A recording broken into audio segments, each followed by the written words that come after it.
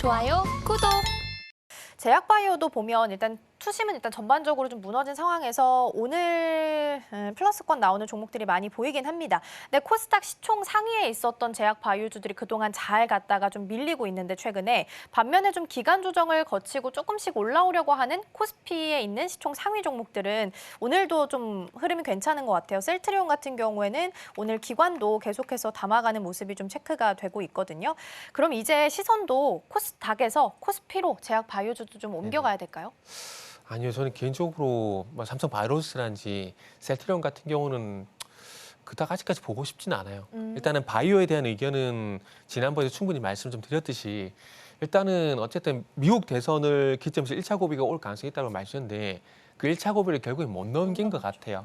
그리고 이제 그 외에 새로운 어떤 임상과 연관된, 그러니까 빅파마 쪽으로 어떤 기술 이전과 연관성이 있던 종목들이 있잖아요. 지금 잘 아시겠지만은 뭐 최근에 알테존이라든지 그리고 비만 치료제 관련해서는 페트라든지 이런 종목들이 결국 이제 보건복지부 장관, 그러니까 로버트 케네디 주니어였던 보건복지부 장관 임명을 했던 노이즈가 발생이 되게 되면서 투자 심리가 많이 좀 식어버린 것 같아요. 그래서 그런 관점에서 좀 보다 보니까 물론 일부 뭐 비보존 제약 같은 경우는 아직도 급등이 나왔었거든요. 근데 그런 것들을 제외를 하고 우리가 소위 말하는 바이오 말씀드려 보자면은 바이오 같은 경우는 방금 말씀드린 연으로 인해 가지고 힘이 좀 많이 빠진 것 같아요. 그러다 보니까 조금은 매력도가 많이 떨어졌다는 볼 수밖에 없을 것 같고요. 그리고 셀트리온 같은 경우는 뭐 자사주 매입이라든지 그리고 뭐 최근에 또 신약 소식인가요? 이런 걸로 해서 이제 소식이 나오고 있는데 결국 셀트리온 같은 경우는 그러니까 지금 현재 뭐 셀트리온이 16만 원 부근에서 19만 원 부근까지 올라온 건 있어요. 그런데 단기적으로 볼 것이 아니라 길게 보게 되면은 셀트리온도 결국 보게 되면은 현재 그 17만 원 전후로 해서 장기간 2022년도부터 지금 박스권 흐름이 계속 지속이 되고 있거든요. 근데 그 속에서 특이한 흐름은 뭐냐면은 2023년 하반기 때 그러니까 12월 달에 급등이 나왔었습니다. 한 70% 급등이 나왔었거든요. 근데 결국 그게 셀트리온과 셀트리온 헬스케어가 합병을 하게 되면서 급등이 나왔는데 결국 이 말씀 왜 드리냐면은 결국 셀트리온의 모멘텀은 앞으로 진행될 만한 어떤 가치 이런 데를 보다 그러니까 사업적인 가치 셀트리온이 가지고 있는 이런 그 역량 이런 것들보다는 그러니까 후계 구도 그러니까 서정진 회장에서 지금 서정진 회장에서 서진석 의장으로 이제 승계 이런 부분이 좀 진행을 하려고 하고 있는데 그 첫 번째 단추가 셀트리온 헬스케어 합병이었거든요.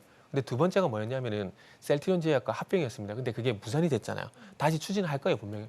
그리고 이게 마무리되게 되면은 중간 지주사인 셀트리온 홀딩스를 상장을 해야 되는데 아마 이런 것들이 주주들의 반대 없이 순차적으로 진행이 되게 된다라면은 아마 셀트리온이 주가 반응할 가능성이 높다고 봐집니다. 그리고 난 다음에 아마 시장 참여자들은 이제 승계해서 이제 셀트리온이 갖고 있는 이런 가치를 볼 가능성이 상당히 높다라 봐지고요. 그렇기 때문에 지금은 일단 뭐 18만 7천 원까지 올라오긴 했지만 그럼에도 불구하고 20만 원 돌파는 쉽지 않다라고 판단을 하고 있고 그리고 장기적으로 봤을 때 이 셀트리온이 가지고 있는 가치보다는 승계 여기에 좀 주목할 가능성이 높기 때문에 셀트리온 같은 경우도 일단은 뭐 단기 대응을 하는 게 그래서 맞다라는 말씀을 좀 드려야 될 것 같습니다. 그렇군요. 코스피에 대한 그리고 코스닥에 대한 전반적인 제약 바이오 시선도 함께 좀 체크를 해봤고요. AI 소프트웨어가 어쨌든 하드웨어보다는 계속 강하게 가고 있어서 이 부분도 체크를 좀 해보겠습니다. 외국인은 네이버 그리고 오늘 카카오도 담고요. 기관도 오랜만에 두 개 다 담네요. 카카오, 네이버 지금 다 담아가는 모습 보이고 있습니다. 국내에서는 과기부가 개최하는 이번 주가 2024 소프트웨어 주간이다라는 이야기 있습니다. 근데 네. 대장주인 네카오랑 그나마 좀 몸집이 가볍게 갈 수 있는 뭐 이스트소프트, 한글과 컴퓨터, 네네. 더존, 비존 뭐 이런 종목 잘 가잖아요. 어떤 쪽을 조금 더 중점적으로 보세요? 일단 작은 쪽을 보는 게 맞는 것 같아요. 일단 네이버 같은 경우도 최근에 외국인 수급에서 뭐 상승이 나오고 있는 부분들인데 결국 네이버 같은 경우도 장기적으로 좀 보게 된다면은 23만 원 돌파가 좀 그렇죠. 관건이거든요. 물론 과거 대비해서 네이버 같은 경우에 일단 AI라는 어떤 부분에 시장이 주목을 했다라는 것은 분명히 긍정적인 부분이라 봐져요. 그러나 네이버 정도 되게 된다면은 AI를 해서 돈을 번다는 얘기가 좀 나와야 되지 않을까 하는 생각이 들어요. 그렇죠. 아직 시가총액 그 규모에서 보게 된다면 만약에 네이버가 스몰캡이다. 그러면 이 AI 관련 소식 나오게 되면 주가가 빵빵 날아갈 겁니다. 작년 상반기 때 의료 AI가 그랬던 것처럼요. 그러나 제 생각에는 네이버 정도 되게 된다라면은 네이버 정도 시총이라면은 뭐 새로운 사업을 이제 하는 것도 중요하지만은 그 새로운 사업을 통해서 과연 수익이 나느냐 이것도 중요할 것 같아요. 그래서 내년에 가서 뭐 AI 그 통합 검색창에 AI 서비스를 접목시킨다든지 네이버 쇼핑에 AI 서비스를 접목시킨다든지 이런 것들을 본격적으로 추진할 거거든요. 그래서 그걸 통해서 얼마만큼 수익성이 나오느냐 이런 부분에 주목을 좀 해야 될 것 같아요. 그러다 보니까 일단 큰 종목들보다는 작은 종목들 쪽으로 볼 수밖에 없다라는 말씀드려야 될 것 같아요. 그리고 카카오는 제가 봤을 때는 얼떨결에 같이 간다라고 같이 봐요. 가는. 왜냐하면은 그 지난주 어떤 리포트가 나왔냐면은 모 증권사 리포트가 나왔는데 기존에 가지고 있는 서비스에 AI만 접목시키게 된다면은 주가 재평가가 일어날 거다. 카카오가요? 예. 어. 그러니까 AI 서비스를 본격적으로 하는 게 아니라 AI 서비스를 네이버처럼 접목시키게 된다라면은 그러니까 한다라는 게 아니라 그렇게 했으면 좋겠다라는 거죠. 그러니까 결국 기대감인 거죠. 그렇기 때문에 카카오 같은 경우는 일단은 네이버가 가니까 차선책으로 기관이 선택을 한 게 아닌가 생각이 들어요. 최근에 추수급 보시면은 네이버는 외국인이 사고 있고요. 카카오는 기관들이 사고 있거든요. 그래서 그런 차이도 있으니까 한번 참고를 해보시는 게 좋을 것 같고요. 그리고 이제 작은 종목들 같은 경우는 한글 컴퓨터 뭐 이런 것들 상당히 좀 많은데 그래서 결론적으로 이제 말씀드리고 싶은 부분은 서두에도 말씀드렸지만은 큰 종목들보다는 어차피 지금 증시는 AI에 관련돼 가지고 관련된 어떤 종목들 테마 흐름들이기 때문에 그 흐름을 제가 볼 땐 따라가는 게 좋을 것 같아요. 왜냐하면은 마지막으로 말씀드리지만은 지수 대형주 장세라기보다는 지금 잘 아시겠지만 미국에서 어떤 얘기가 나오냐에 따라서 그런 이슈에 따른 어떤 테마 장세이기 때문에 제가 그렇게 말씀을 드린다라고 이해를 하시면 될 것 같습니다. 그러게요. 소프트웨어도 일단 흐름은 좀 바뀐 것 같긴 한데 진짜 이제 숫자가 찍히는지까지는 조금 더 체크해 보실 필요가 있고요. 그러면 이제 상대적으로 시선이 좀 덜 가는 하드웨어 쪽, 반도체 쪽도 일단 보겠습니다.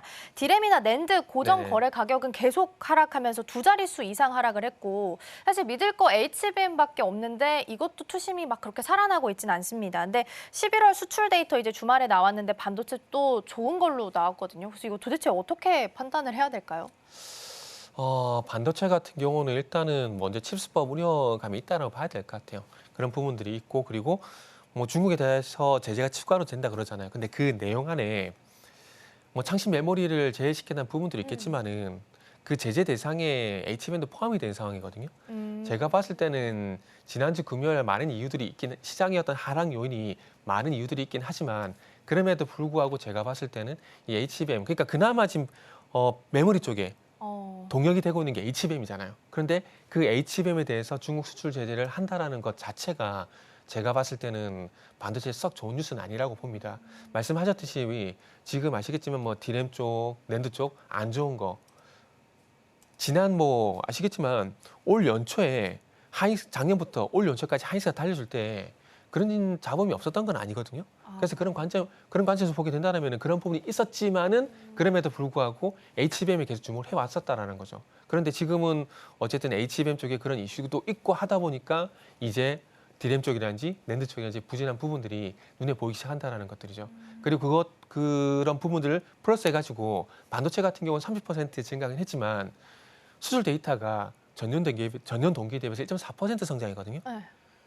어쩌면 정말 재수가 없으면 다음 달쯤 가게 되면은 이게 마이너스 전환될 가능성도 있는 상황들이기 때문에 어찌 보면은 전체 수출 데이터에서 반도체는 또 이제 일부분이라 볼 수밖에 없거든요. 그래서 만약에라도 다음 달 넘어가서 그러니까 다음 월에 대한 어떤 수출 데이터가 나왔을 때 만약에 올해는 이번에 1.4%지만 이게 마이너스 넘어가게 된다라면은 아마 그런 것들도 아무래도 이 삼성전자의 어떤 매도를 추가적으로 불러일으킬 수밖에 없는 부분도 일단 불가피한 상황이다라는 말씀도 좀 드려야 될 것 같아요. 지금 바로 구독을 눌러보세요. 실시간 경제 뉴스, 투자 전문가들의 다양한 시황과 정확한 분석, 또 알찬 투자 정보까지 신뢰할 수 있는 저희 서울경제TV와 함께하세요.